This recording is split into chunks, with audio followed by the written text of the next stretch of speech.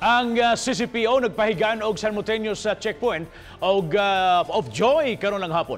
Sa irano pinagi sa live report ni Chona Carion. Chona?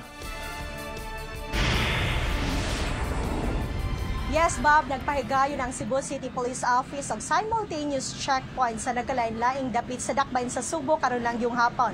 Apan dinahi kini nga checkpoint, Bob, gumikan ka pakapinan kini og panaygon.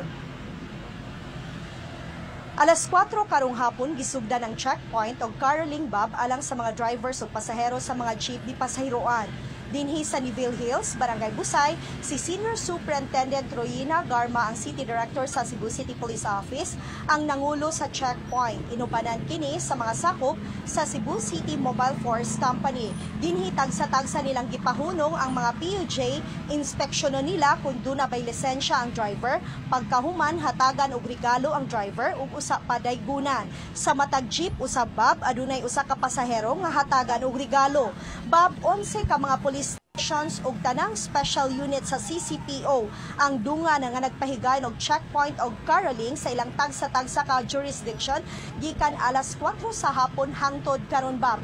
Tumong niini mao ang paghatag og kalipay sa mga PUJ driver ug mga pasahero, ilabi na nga nagsingabot ang Pasko bisan pa man sa ginagmay lang nga paagi.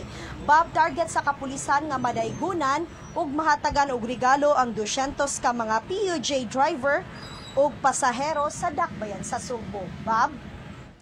Kuya, sa gimmick ning ato mga pulis sa Chona. Kuya, wan to mga drivers ato nganong kalit sila gihunong, but eventually og kompleto ilang lisensya hatagan na sila og pinaskuhan. Murag mao ba na?